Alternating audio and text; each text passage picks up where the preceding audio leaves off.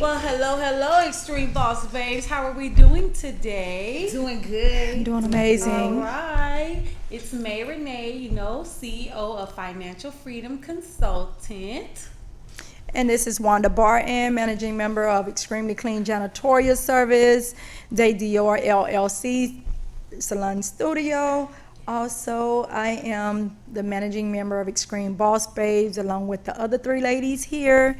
And as well, I do some other things as far as getting my profit. Hey, you guys. I'm Latoya Munson. I am the owner of Phenomenal Braid and Beauty Bar. I wear many hats, Renovate Plus, and many more. Hi guys, I am Shelby Woodard, owner of Madison's Party Rentals and mompreneur of Madison's Lemonade Market. All right. Well, today we have the pleasure of having another one of our Extreme Boss Babes as our special guest.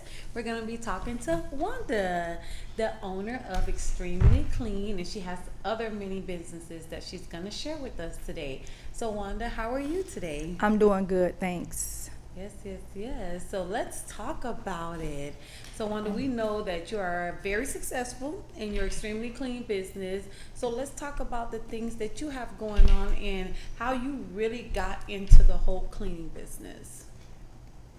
Well, my story kind of goes back, but I'm gonna start off from, when I started my business. So, I have such a long story. I would not be able to tell it on the episode, but I started this business mainly because I knew that cleaning was something that I loved doing. Starting this business was very challenging, and I knew that there was a lot of profit in the business, but I never thought the success would come as soon as it came. I kind of underestimated myself, but I know myself, but there was other things that was also factored in that could have, been a part of me getting to where I'm at today. So thank God he was there with me, and today I feel real good about where I'm at. You know, it was the first company I started to say that has became as big as it's became.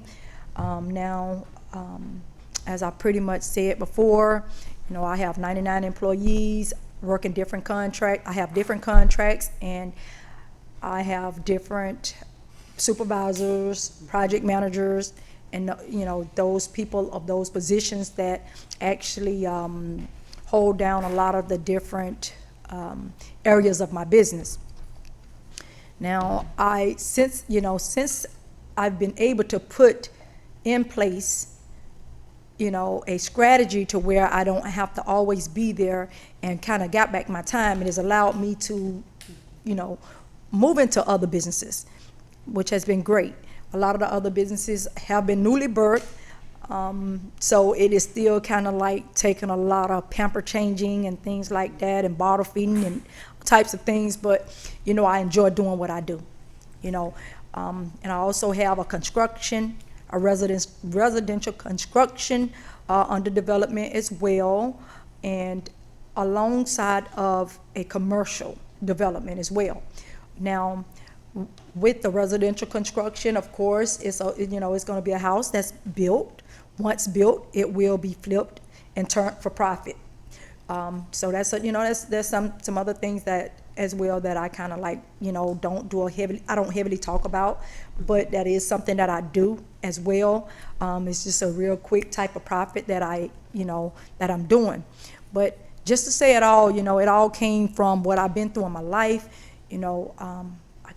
Started, all of my push came from, a very strong man who actually I've always looked up to, always gave me, the stamp to say that I can do it. If your brother did it, you can do it. And that's just how I always seen it. I always looked up to my brother. It was nothing that I didn't do that my dad told me I could not do. If your brother can do it, you can do it. And my brother was my teacher.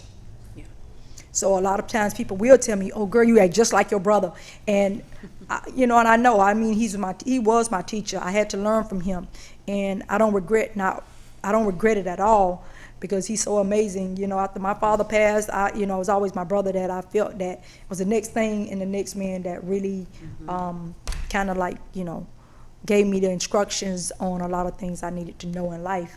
Yeah. And just looking and seeing what he done all, as we growing up kind of helped me to stay strong. Now, I will say, starting Extremely Clean, it was very, very challenging, a lot of work. I did make some failing decisions in the very beginning, but I was able to correct a lot of my decisions. But the main thing, I never gave up. Yeah. I never gave up. I realized if there was other people out there with janitorial services, successful janitorial services, I knew that mine could be just as successful. I always place myself in the competition with bigger janitorial services, Okay. because that's where I was trying to get to. And people always say, I know when you look at people, and a lot of people say, I don't like to compete. Well, as a young girl running track, I always had to run against somebody. That was a competition, but it was a great competition. Yeah. So I kind of like look at a lot of things when I was growing up, because I always try to use my dad's words and how he taught me as a young girl. I go back to those things. When I was running a race and I was running track, I was competing. So I don't look at competition in a way that some people may look at it. Oh, you're jealous of me and that type of thing. That's not a part of what I've ever been raised to do, is be jealous of anyone. I don't like even using the word, to be honest with you, because it's like, then it turned negative. Yeah. My thing is, it's okay to see somebody doing something and try to run alongside of that person to get to where you got to go. That person is that person that kind of like keep you, on your toes and keep you going. Sometimes you have to look at people, as competition in the right way. Right. I look at this person because this person doing what they doing. I want to do that too. So I'm going to try and race this person. There's nothing wrong with that. Is that why you kind of like really, you and LaToya kind of like put y'all brains together of Extreme Boss Babes? Is that where Extreme Boss Babe came about, when it come down to you wanting to help other business owners? Absolutely. It's always about helping others. It's, to me, this business is a passion of mine. I mean, I got a degree in business. I love doing business, and I don't mind helping anyone. Yeah. My biggest thing is my time. If I'm helping you, please let me know that I'm not wasting my time. I don't want to waste my time. I don't want to be helping someone and they really not dedicated or determined to be successful in whatever it is they're doing. And I always tell people, even that comes and calls on Extreme Boss Babes, I don't even want to see you spend your money if you ain't really serious about doing business, because then I don't get no satisfaction from it. If I'm gonna be helping you, if you're spending your money, I want to make sure you're getting something from the money you spend. And don't spend your money if you're not serious. That's how I always saw it. Yeah. Like, because then I'm gonna feel like somewhat, I failed a little bit. I think, I should have told you from the very beginning. So I don't want nobody to get involved with Extreme Boss Babes or none of the services if you're not really serious. I know sometimes things can be challenging, but if you just keep at it, you can be successful. That's my biggest thing. So I just look at a business, I look at everything that I do. I just look at it from that, at those type of eyes. So, with Extremely Clean, janitorial service coming about, you've been doing that for about 7 years? Yes, 7 years. 7 7.5 years. And Yeah. you're coming up on Yeah, 8 7 years. years. No, 7 years. Do you 13. think during 20. this year, during COVID, was there a hike in your business because there was a need for it? My business never shut down. My business really never shut down. There was actually somewhat of a drop, slightly. I did have 2 of my biggest contracts kind of slow down, where they shut down, and but only for about a month. Okay. They shut down, and Was that due to sending the employees home to work from home? well, offices closed. Oh, okay, okay. When those offices closed, they didn't require my service. But all offices didn't close. Right. There were offices that were still saying, no, we want them to continue to clean, even though people are not, in the office, we want them to still clean. They was just that, afraid that COVID-19 may have pierced through the doors of their business, of that office. Seriously, there were some people, they were real, like, worried about that. Yeah. So, we never really, we didn't shut down at all. Then people kind of like start to migrate back into those offices. Okay. When they started migrating back into the offices, that's when business started to really pick back up after a month or so, because people that was coming back into the offices, one may get, be tested and say they positive for COVID-19. And I knew it was going to happen because my supplier, me and him always talk. And he was like, "Hey, Wanda, this new virus?" And, of course, he fast like me, so we always on the phone. He's like, "Man, this new virus is really going to really going to help your business and things like that." I'm like, "How in the world coronavirus going to help the business?" And so this is how we talk. And so he was like, listen, Wanda, you know that machine, I'm telling you. And I'm like, "Listen, don't come trying to sell me nothing. I'm telling you that now. Don't come trying to sell me nothing that I'm not going to need." He was like, "Listen, they're saying the coronavirus is in Miami. And I'm telling you, I got these machines coming in, Wanda. You want to go ahead and grab, this machine because it's coming in." Remind you, the machine that he had was like it was an electrostatic gun, right? And him too, I know he was in his first stage of what he does too. So, and he was like, "And you got to come and take a look at it." I went out there to take a look at it because I'm saying to myself, you always should be ahead. Yeah. You don't want to ever be caught to where you can't. So when he told me, I said, "You know what?" I say, "Well, how much is it? How much is the electrostatic gun?" He was like, "Because I'm telling you, coronavirus moving into this. It's going to be moving in, closer. I'm telling you, it's going to be here in Tampa. I'm telling you." So I ended up buying an electrostatic gun. Make a long story short. Now, remind you, maybe it was like a week later, I got a call from the port, Tampa Bay, where we actually service that account. That's one of my contracts, where those cruises come in. Just remind you, those are cruises that's coming in from different cities and things like that, and different ports. And it has people come. So when them people are moving around, coming in off that water, they coming in and they bringing this virus. Mm-hmm. So I was called and they were saying that my project manager contacted me. He was like, "Miss Wanda," he was like, "Listen, I think people came through the port was sick with coronavirus." And I said, "Yeah." Next day, I get a call and they said that they wanted to have my company on ABC News, actually spraying out there through that port because so many people was coming in through that port. Mm-hmm. So we actually had to do it was like an experiment out there for ABC News, how we spraying and this and that. So my company was like one of the first cleaning services that was spraying, like here in Tampa, straight from the port. And, pretty much after that, the demand started to increase, for that service. Yeah. So I say, well, you know what? That little one electrostatic gun we're going to do, because I was taking it, because now Phil only had so many. Mm-hmm. And I'm sure, he sold like a couple other to a few different janitorial services. But with me only having one, I'm telling, my project manager, "Hey, listen, I need the gun tomorrow. I got, we got to shoot here tomorrow. So bring the gun." And they running this little electrostatic gun around. So I pressured Phil. Phil already knew that he's going to need to get some more supply. He's going to need some more machines for me. So I ended up getting more machines. Now I'm getting the backpacks, which cover a whole lot more area. And I ended up getting a call from the state. When the state called, I sprayed for the state a few times, like 2 times. And when I sprayed for the state, they were so happy with the service, the presentation of the service and everything. What they did was they called me and they had a talk with me, the head man of the state, and he told me, he said, "Listen," he said, "I would like to know, whenever I need this service, will you be able to render this service in different counties?" And I told him yes. I'm not turning nothing down. It's already, we don't know what it's going to be with this, with this coronavirus. So if it gets slow, at least this service right here makes up the difference.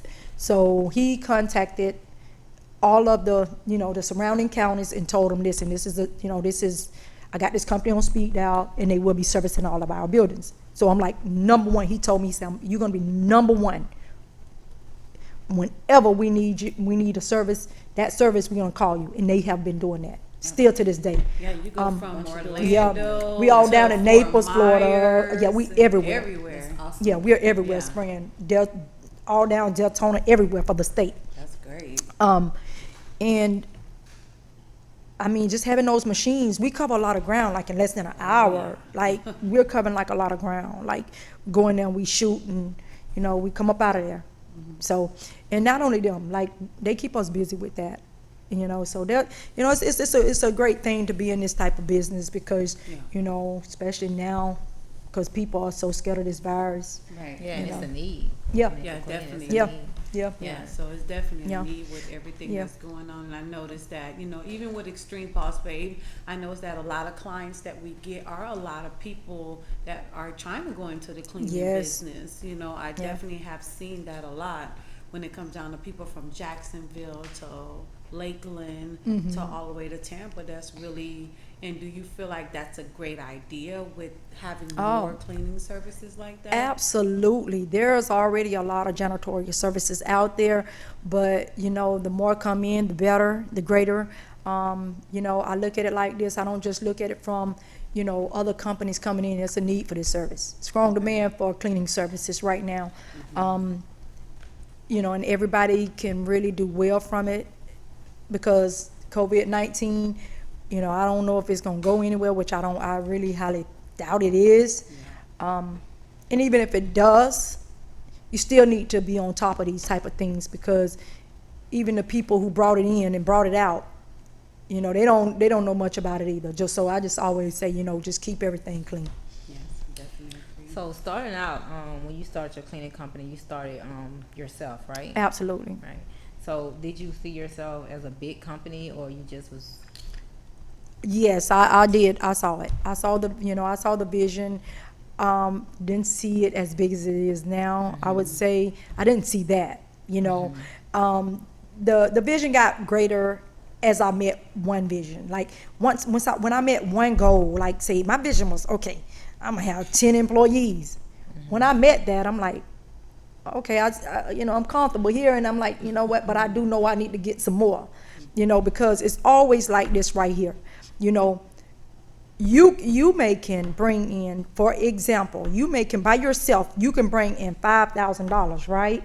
But if I hire another person, I'm not gonna bring in $5,000 off that second person, right? I may only bring in $2,000 from that person, right? Because you got to pay the overhead costs and all these things, different, those different costs to even have that person on your team, right?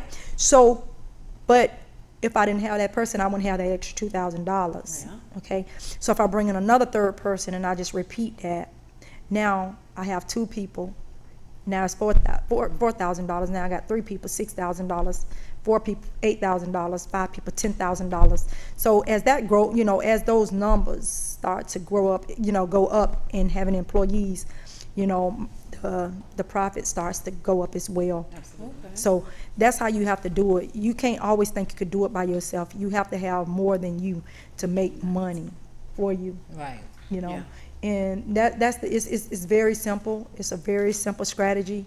You just have to be willing to, do what do whatever it takes to get to that. And it's so simple. You got to start first. You need to do it first. Yeah. So it can make sense if you do it, but you got to be able to get another person that can do exactly what you're doing. Being You know. hands-on. So Definitely.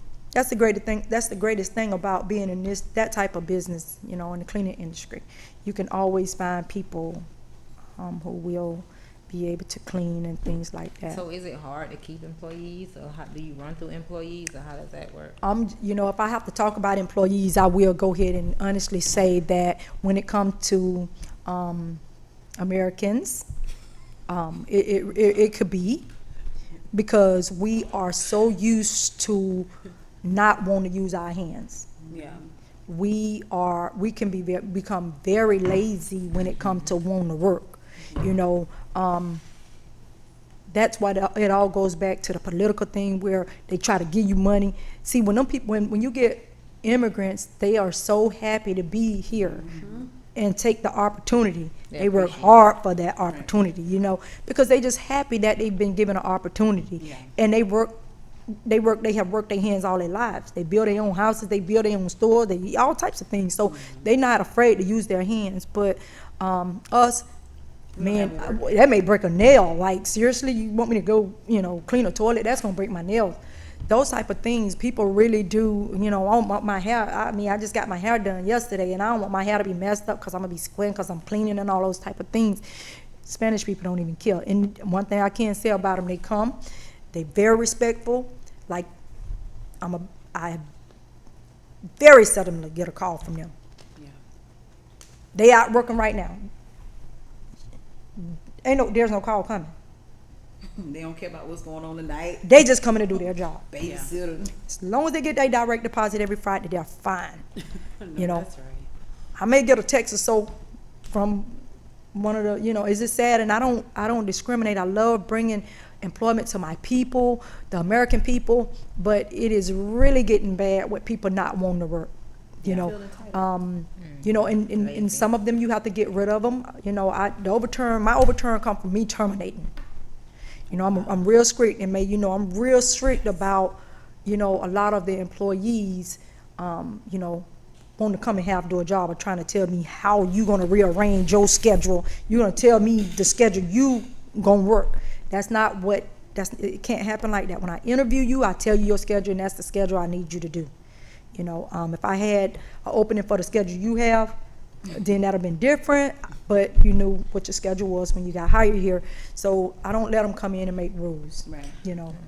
So as a boss, how did you separate yourself from your employees? Because I know most corporations, they don't like, I would say Walmart, you never know the owner. that They person, don't fraternize yeah. with the employees. Right. So how do you separate yourself from that? That's why I have supervisors and project managers in place.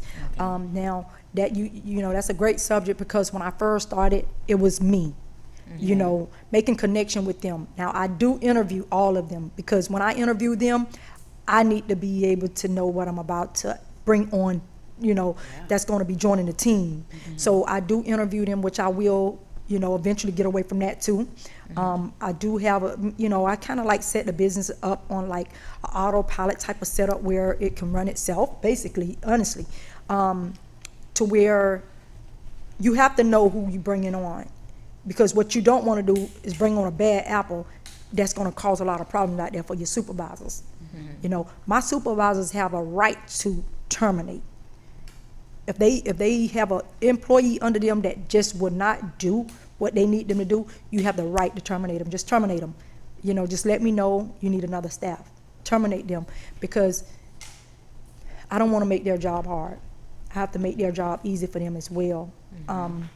So it's you know, you just make it that simple where, you know, your jobs are being able to be done. Supervisors are being able to, you know, sail that ship the way it need to be sailed.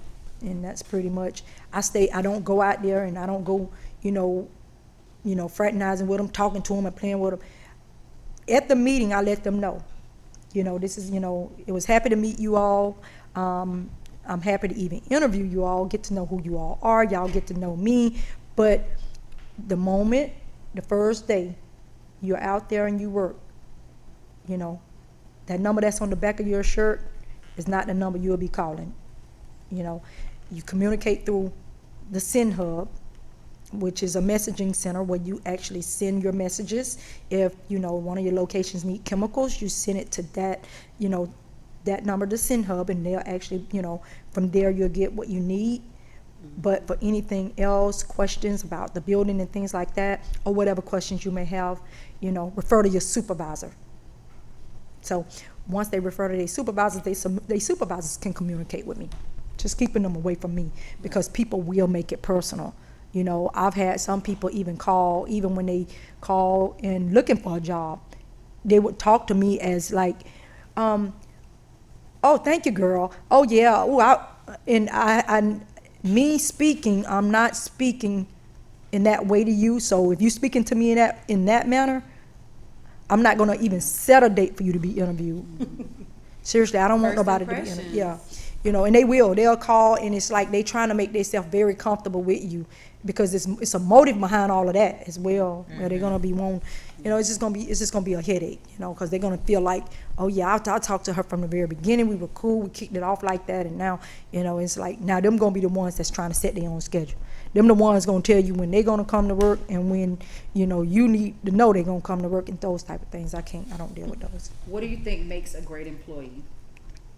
Great training, you know, when you train them, and also who they are working with, you know. So it's very important when you bringing on employees and you hiring people. You have to make sure you be selective about who you put out there, because you have some will destroy another. Yeah. You have to be real careful of that. So, Yeah, for sure. yeah. And we know you're working on also not only just Extremely Clean, which Extremely Clean is successful and you're doing a lot and everything, but just want to briefly touch on, you know, you have Day Dior that you're working on, and you're also putting a book out there. Yeah, absolutely. You know, I have a whole lot of things that I am doing right now, but for the most part, my mind always stay, you know, on speed. I'm always moving, you know, real fast. I mean, I feel good that way. I don't do a lot of sleeping as it is. You know, I mean, I guess I could wait till I die to do all of that. But, you know, with all that being said, you know, I just, you know, I'm able to get it done. Okay. And just to give like a brief of when are we expecting to start seeing the volumes of the book come out about you? We just went back about 2 weeks ago, because it's going to have to be in volume, so that kind of delayed some things because it's too long. Okay. So they just, you know, we have agreed to do volumes. So I would say hopefully in the next couple months. I mean, I'm real particular. I don't do things, some things I prefer not to move so fast on, because I don't want to leave nothing out. Would love it, definitely. So yes, so stay tuned. She has a lot coming. And if they wanted to follow Extremely Clean, where could they follow you at? You can find me at www.extremelycleanjanitorialservice.com. That would be the website. You can also follow me on social media at extremelyclean_JS. And be sure to check us out on all social media platforms at Extreme Boss Babes, and as well as our website, www.extremebossbabes.com. Stay tuned for our next episode. Yes, thank you, Wanda.